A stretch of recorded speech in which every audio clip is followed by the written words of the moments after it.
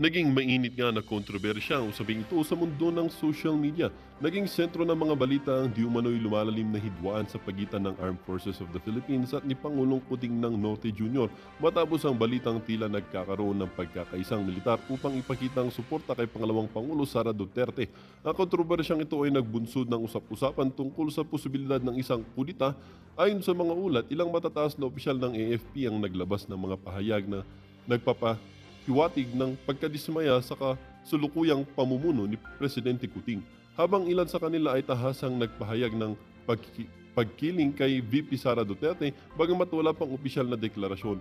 Marami ang naniniwala na ang pagkilos ng militar ay isang malinaw na sinyalis ng paghahanda sa mas matinding hakbang. Ang tensyon sa pagitan ng ehekutibo at militar ay tila lumalala matapos tanggalin ng palasyo ang security detail ni Vice President Sara mula sa Presidential Security Group. Itinurong ito na marami bilang isang tahasang hakbang laban sa ikalawang Pangulo na maaaring nag-udyok ng pag-aalboroto sa hanay ng militar. Sa kasalukuyan, ang AFP ay nanatiling tikom ang bibig ukol sa issue, ngunit patuloy ang pag-usbong ng mga haka-haka. Ang ilang mga eksperto ay naniniwala na ang sitwasyon ay maaaring humantong sa destabilization ng pamahalaan kung hindi maagapan. Samantala, ang mamamayan ay nagiging mas alerto sa mga nagaganap na nagdudulot ng pangamba ukol sa katapangan ng bansa o katatagan ng bansa. Habang naghihintay ang lahat sa susunod na aksyon ng AFP at ng administrasyon, nananatiling palaisipan kung ang mga nangyayari ay isang lehitimong pag-aalsa o simpleng ingay lamang sa politika. Ang tanong ngayon ay, gaano kahanda ang Pilipinas sa isang posibleng kudita? Sa gitna ng mga kaganapan, ang tiwala ng taong bayan sa pamahalaan ay nanatiling nakasalalay sa kakayahan ng liderato na resolbahin ang isyu ng walang karahasan o kaguluhan. Well, para nga sa kabuang detalye, panoorin na lamang ang buong video at kung hindi ka pa naman nakapag-subscribe sa ating channel ay mag-subscribe ka na para lagi kang maging updated sa ating mga bagong videos na ina-upload araw-araw.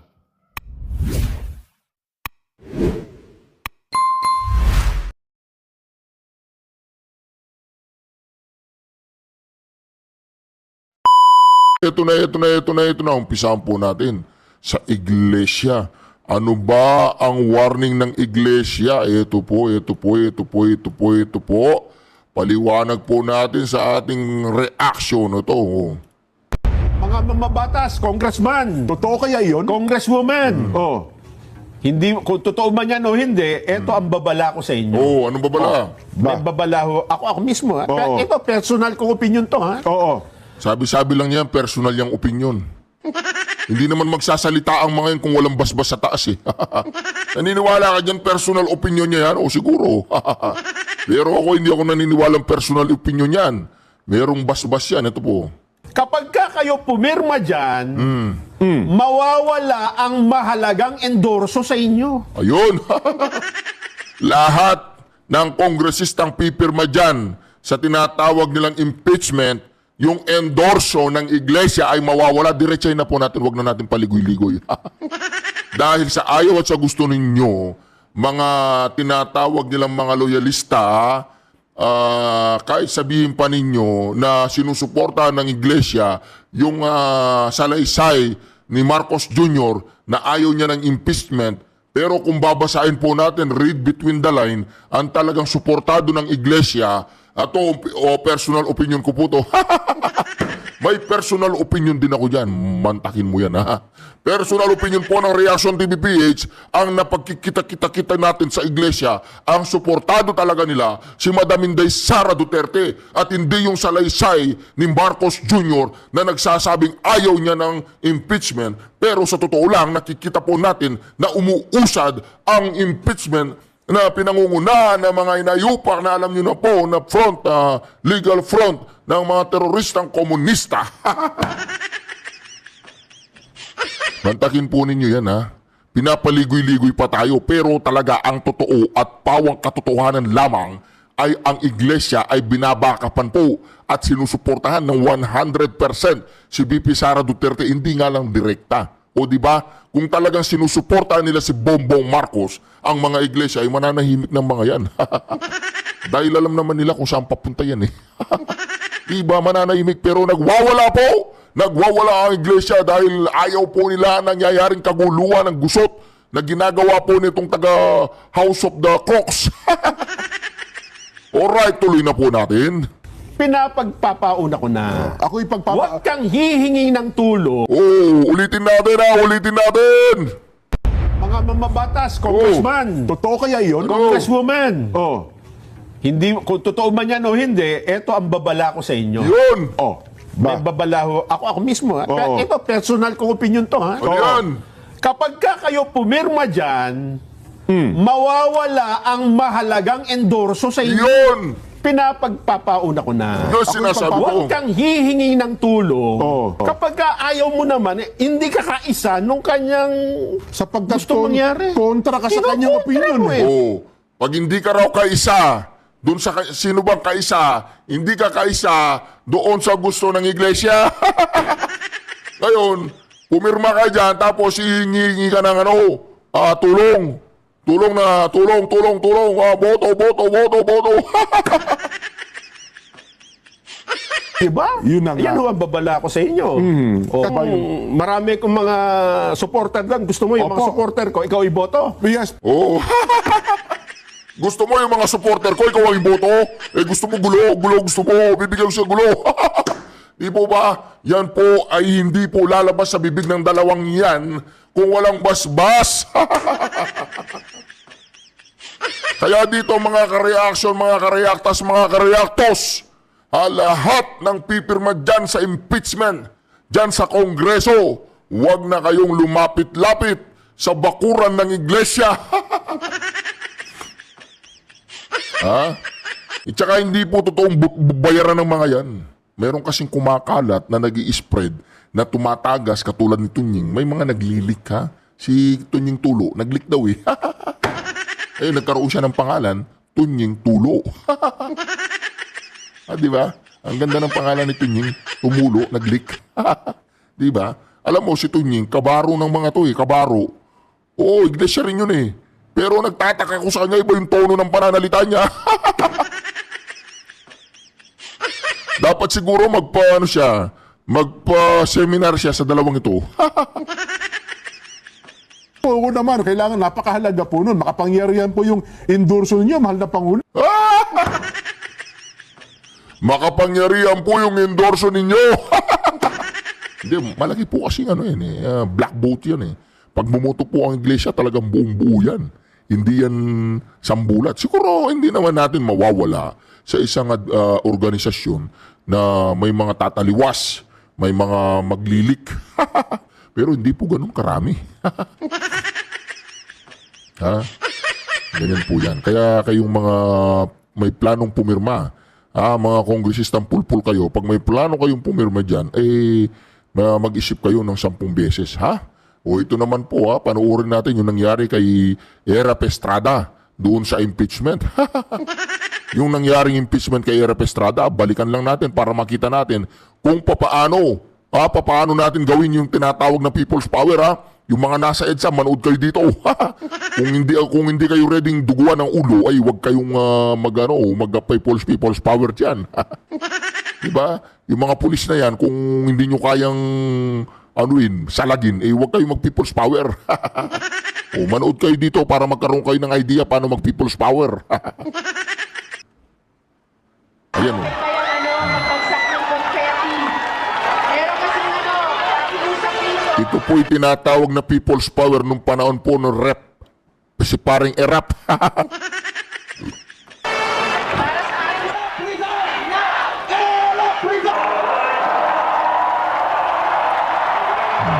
Unang-una, number 1 rules, pag nag-people's power ka, kailangan organisado yan. Ang nanguna dyan sa people's power dyan, yung mga nag-start dyan, na hindi na umalis dyan, mga komunistang terorista, mga legal front. Sumunod ang taong bayan, lumaki na. Sumunod na ang mga sundalo, mga kapulisan. Diba? Ang masaklap lang dito ngayon sa nangyayaring people's power na gusto nilang mangyari, yung mga DDS na nasa EDSA, salute sa inyong lahat, saludo ako sa inyo, sa adikahin ninyo na mapabuti ang ating bayan, pero dito dapat mag-aral tayo. Unang-una, yung mga teroristang komunista na mga nagwewelga dyan sa kalsada, hindi sila welcome sa atin, hindi sila welcome sa Madam Inday Sara. Kaya ngayon, hindi nila alam kung paano sila mag-people's power. Hindi natin sila kailangan. Pero, kailangan ba ang people's power? Yun ang malaking katanungan. O, panoorin po natin.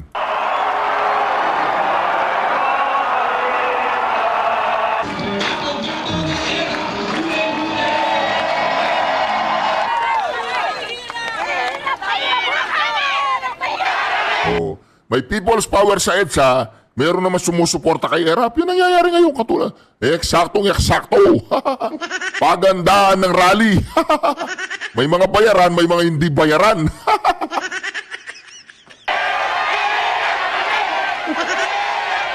O yan o. O, nakikita po ninyo yan. Yan ang tinatawag nilang bato-bato. Ang tamaan ay talagang basag ang ulo. O. Oh, yan. Kaya nyo yan? Alright. Oh. Riot. Kaya nyo yan, ha? Ha? Kaya nyo? Oh. Ganyan. Pag ready ka ng gumanyan, sige, welcome back. Welcome back, people's power, kung ready na kayong gumanyan. O, yan o.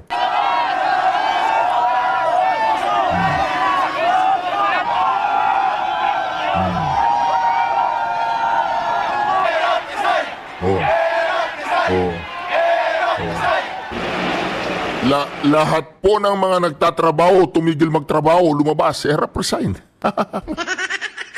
Ayan o. Handa akong tanggapin ang anumang magiging resulta ng impeachment process basta't ito'y ay sang-ayon sa ating saligang batas. Pero naunawaan ko rin ang ating bansa ay lubhang nahahati sa ngayon sa isyung ito. Para maibalik ang pagpapatuloy ng prosesong naayon sa ating saligang batas, pag-uutos ko sa aking mga abogado o Defense Counsel na sumang-ayon na buksan ang pangalawang sobre. Ito ang tinatawag nating ito ang iniintay ng taong bayan. Pero bakit hindi nangyayari? Sa lantarang pagnanakaw, sa lantarang pandarambong, sa lantarang pang-aabuso, bakit hindi pa rin gumagalaw ang kasundaluhan? Anong dahilan? Tubig, di ka masisil sa dagat at bundok, sa simoy at sa langit. 24 years ago po yan. 24 years ago. 2000 yan. Yung araw na nag-people's power sila, kung hindi ako magkakamali, January 19 or January 20, yun yung araw na unang-una akong sasakay ng eroplano papuntang Estados Unidos. Tumakas po ako dahil may people's power sa Pilipinas. Hindi, totoo po yun. Nakita ko pa si Biason. Si Biason. Marami akong nakitang mga nasa sa EDSA. Kasi di ba yung POEA nandiyan sa EDSA? Kukuha ko ng dyan POEA. Sa oras na yun. Gabi, lilipad ako. Yun. Nakita ko sila. Si Biason, hawak-hawak na ng kamay. Nagwewelga na dyan sa EDSA. People's power na. Doon siya, 2000 yun eh. Hindi ko makalimutan yun. Very memorabilia sa akin yun. Hanapin ang katotohanan. We are withdrawing support from the incumbent president.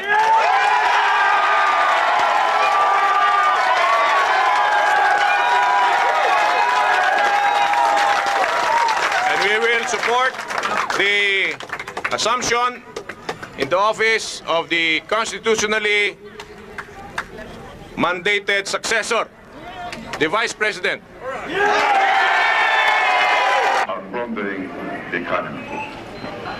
Ako ay Nakita po ninyo yun? Kapag si Marbil, ginawa niya yun, tapos na laban. Pero habang si Marbil, sinasabi niya, hindi naman sila mga adik. Nagpapahaba lang sila ng oras. Ganyan bang ginagawa sa Malacanang? Pag nagpapahaba ng oras sa mga party-party, hindi sila mga adik. Ganoon. So, habang si Marbil hindi siya natatauhan o nagsasalita ng ganyan, constitutional mandated, wala. Walang mangyayari. Ano na lang, talagang mangyayari yan. Talagang aalsa na tayong lahat. Buong Luzon, buong Mindanao, buong Visayas. Sabay-sabay nating buhatin ang Malacanang, ilipat natin ang Malacanang. Saan natin ililipat ang Malacanang? Ilipat natin ang Malacanang doon sa Pasig River. Tapon na natin doon. Nakahandang panagutan ng ako'y nalulungkot na humantong sa ganito ang mga pangyayari. Pero upang pangalagaan ng ating demokrasya at hayaan maghari ang kapayapaan sa ating bansa, hinihiling ko ngayon sa ating Kongreso na tumawag ng isang snap presidential election kasabay ng congressional at local elections na gaganapin sa darating na Mayo. Hindi ako lalahok sa snap election na ito at agad kong ililipat ang kapangyarihan ng tanggapan ng Pangulo sa sino mang mahahalal bilang aking kapalit.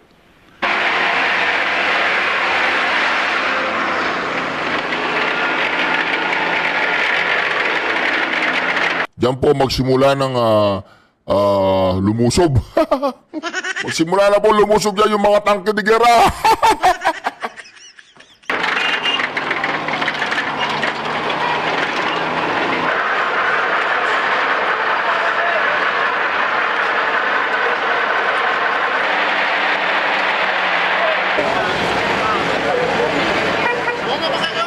Hindi, pinoprotektan po nila yung yung Malacanang.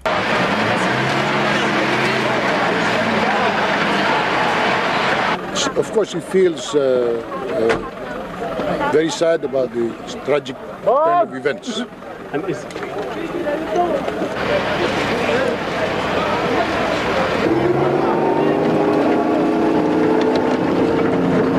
Ang nangyari po kasi dyan, umatras po ang PNP sa pagsuporta kay ERAP. Diba? Umatras ang kanilang suporta kay ERAP. Tapos yung AFP hindi pa. So poprotektahan nila Malacanang. Pero yung pong nagsalitang yun, yung pag-atras niya ng suporta, siya po ba yung naggurgur sa sarili niya sa tapat ng kanyang nanay? Di ba yun? Yun ba yun? O di ba, anong pangalan nun? Nakalimutan ko. But he said that he was going inside the prison. You know, the ball now is in their court. So I suggest most of these questions should be addressed to them. The President has already made a statement, a clear statement on what he intends to do, what he has proposed, this resolution for the calling of a snap election. Now, as to whether or not this will be acceptable and as to what will happen after that, it will now depend on them, on the opposition, for example. No truth to that. He is not. There's no. This talk about any of asylum for the president and the members of his family. They're not true, and no arrangements are being made for any airlifting of the president or any member of his family. That, ladies and gentlemen, thank you very much. Nakita po ninyo yun? Ano nangyari sa ating bayan? Nagkagulo. Niluklok si Gloria Macapagal. Sino ba yung general na yun na naggurgur sa sarili niya? Paki-comment nga po sa comment section. Siya ba yun yung naggurgur sa sarili niya? Dahil meron siyang investigation na graft and corruption ba? Yun. Kasi pag ganun, marami kang binangga, darating ang araw, babalikan ka ng mga yan. Katulad ng Pangulong Duterte ngayon, tsaka si Sara Duterte, binabalikan sila. Alam mo kung sinong bumalik sa kanila, ipapakita ko sa inyo ha. Ipapakita ko po sa inyo, huwag kayong aalis ito. Ang umalis ay siyang bakulaw ha. Ito po, yan Papakita ko sa inyo ha, huwag po kayong magtataka, huwag po kayong magugulat kung sino po kung sino talaga ang ito. Yan nakikita niyo yung mga yan Ang mga yan, sila yung mga nanligaw na nanligaw. Nanligaw na nanligaw kay Madam Inday Sara, binudol ng binudol. Nung naluklok na sila, nung naluklok na itong isa na to, presidente, yung isa na yun siya yung Speaker of the House, Itong kanilang niligawan ng mga inayupak, sila isa ngayon ang tinitira ng umaga at tanghali gabi. Ipadala kaya natin ang litratong to sa kanilang dalawa, no? Ginulo nila ang babaitang ito, maya-maya pagkatapos nilang guluhin ang babaitang ito, at umano siya, nag-agree siya na maging vice-presidente. Nung vice-presidente na, tinrap siya. Tinrap siya sa halagang 150 million, 125 million ba yan? O tinrap siya dyan. O, ngayon, maraming kaso. Ito naman mga inayupak na mga buhaya dyan sa may, mga, ano ba yan, yung House of the Buhaya, sila yung mga nabusog, o mahirap magsalita pag busog ka, di ba? Ang mahirap pa dyan, busog na sila, o wala pa silang, ano ba yun, awa na dito sa babaeng ito, o di ba? Pati yung mga trabahante niya dyan sa may OBP, talagang tirada, o. Kung alam lang natin na ganyan ang mangyayari sa dalawang ito, anong ginawa natin? Wala tayong gagawin sa kanila kung alam lang natin ganyan ang gagawin nila. Di ba? Si Martin Romualdez po yung nakapula, yung naka-checker ay si Bobong Marcos, yung nasa likod ni Bobong Marcos hindi ko po kilala yan. Diba? O ngayon, Bobong Marcos, tambaluslos. O, anong ginawa niyo sa babae niya? Napakabait na babae. Sinubukan pa ninyong gurgurin, ganoon. Ayun, pag ginurgur niyo yan, kayong tatlo, si Palaka, si Bangag, tsaka ikaw tambaluslos, maglalaho din kayo sa balat ng tinalupan. Anyway, mga kareaksyon, nakikita nyo na po yan, magkomento ko po kayo, masasabi nyo sa letratong yan. Dadako naman tayo dito. Marami tayong papasyalan ngayon, itong paggurgor sa ating BP Sara. Pakinggan natin, ha?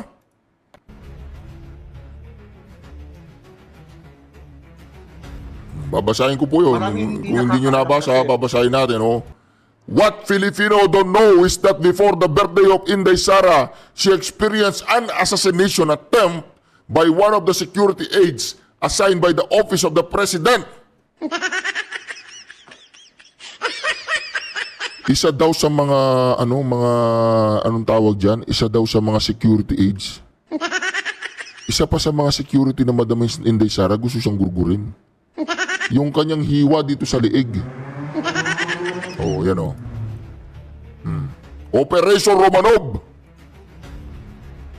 Maraming hindi nakakaalam kasi na before the birthday of Inday Sara, mayroong assassination na ginawa sa kanya ng isa sa mga kanyang mga security guard na inassign from the office of Malacanang. Pero yung mga katanungan yan ay hindi pa po sinagot at hindi pa po yan inilabas ni BP Sara. At iilan lamang kami ang nakakaalam dyan. Sinubukan nila akong igurgur pero hindi sila nagtagumpay. Yung viral video mo, yung sa lieg, bago lang kahapon, na hindi sila nagtagumpay sa paggulgol ng lieg mo daw sa sugat. Anong meaning nito, VP? Anong meaning? Hindi sila nagtagumpay sa paggulgol sa lieg mo. Hindi naman na siguro kailangan i-interpret yun, very straightforward yun. Tinanong ako kung ano yung sugat nila sa leeg ko at sinabi ko na sabi pa nila ako igurgur pero hindi sila nagtagumpay. Sino ba yung sinabi ko? Silang lahat. Huwag ka mag-alala, ma'am, sa security ko. Kasi may kinausap na ako na tao. Sinabi ko sa kanya, pag pinatay ako, patayin mo si BBM, si Lisa Araneta, at si Martin Romualdez. No joke. No joke. Nagbilin na ako, ma'am. Pag namatay ako, sabi ko, katungipin mo. Para hindi mo mamatay sila. Ako naniniwala ako mga kareaksyon, kahit hindi magbibili nitong si Madam Inday Sara Duterte na pagbibili na niya na may gugurgur sa tatlong yun, akala po ninyo walang mga gagalaw at kikilo sa mga nagmamahal dyan? Madam Inday Sara, hindi mo na kailangan magbilin. Huwag ka nang magbilin. Huwag ka nang magbilin.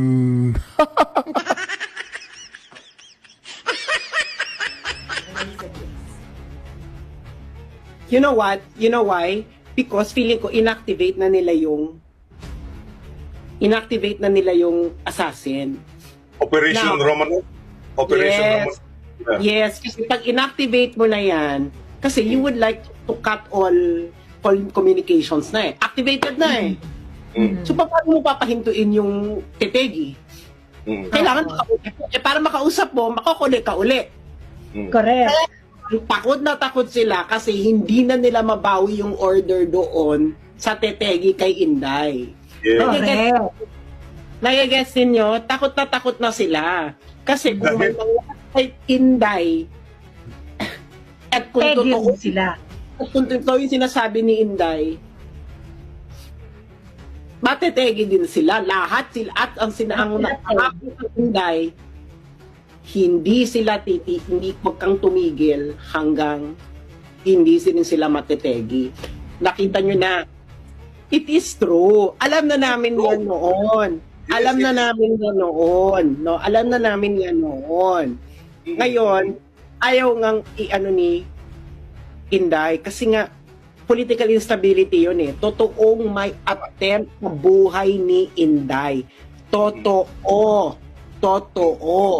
Wow. Di ba? Oo.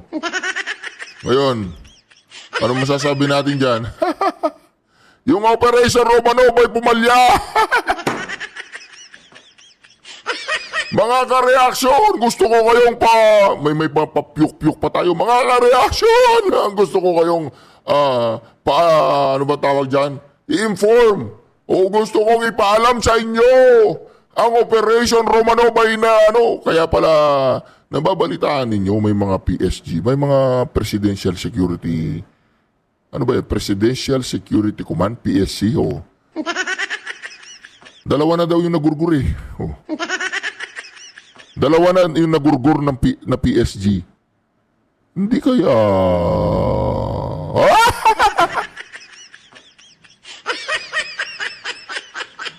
Ilan pa kaya ang may kinalaman dyan sa Operation Romanov? Taga-Romania kaya ang mga gagalaw sa Operation Romanov? Alam po ninyo kung sino yung Romanov? Sila po yung mga emperor ng Russia na kung saan ay yun lang ang alam ko. Doon po nanggaling ang salitang Romanov. Pero mga ka-reaction, yun nga, na-activate na.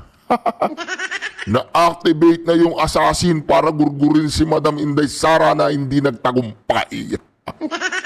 Ngayon, hindi nila alam kung paano pahihintuin yung assassin na yun. Isang paraan lang na pahihintuin yung assassin. Patahimikin yung assassin. Paano patatahimikin ng isang assassin? Diba? Pumunta ka sa National Bookstore, di ba? Baka naman. At doon, itanong mo kung paano pahintuin ng isang assassin. Ito naman. Mag-react po tayo sa video na itong babaitang ito. Ito. Pasikat din to eh. Other than being President of the Republic of the Philippines. So kindly, would you like to comment on that? Then why didn't she run? If she had it in the bag, she should have... Dapat tumakbo siya. Sorry. Kasi, di ba, I mean, what was that statement for? Then she should have filed to be president, to run for president, but she didn't. Magaling din tong babaitang ito, no? Ayaw nga niyan tumakbo, Ayaw niyan tumakbo, naiintindihan mo.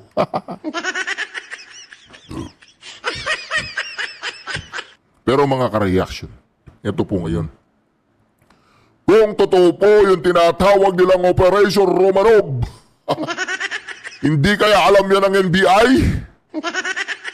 Bakit ang NBI masyadong hesitant? Masyado silang hesitant na talagang ituloy-tuloy at hanapin at arestuin o anuman ang gustong gawin sa Vice Presidente. Ang Vice Presidente pa nagdedemand. Hindi kaya alam ni Marbil ang Operation Romanov? Yan po ay malaking katanungan kung hindi alam ni Marvil. Hindi kaya alam ng Armed Forces of the Philippines ang Operation Romanov? Ang may alam lang ba si Madam Inday Sara sa Operation Romanov? Hindi kaya alam ng CIDG ang Operation Romanov? Baka hindi. At si Madam Inday Sara lang ang nakakaalam ng Operation Romanov. Hindi kaya alam ng intelligence community ang Operation Romanov? Imposibleng hindi nila alam ang Operation Romanov. Hindi kaya alam ng Malacanang ang Operation Romanov? Hindi kaya alam ni Bangag ang Operation Romanov? Hindi kaya alam ni Butad, ni Tuwad, ang Operation Romanov? Si Sara Duterte lang ang may alam ng Operation Romanov. Hindi kaya alam ng FBI ng United States of America ang Operation of Romanov?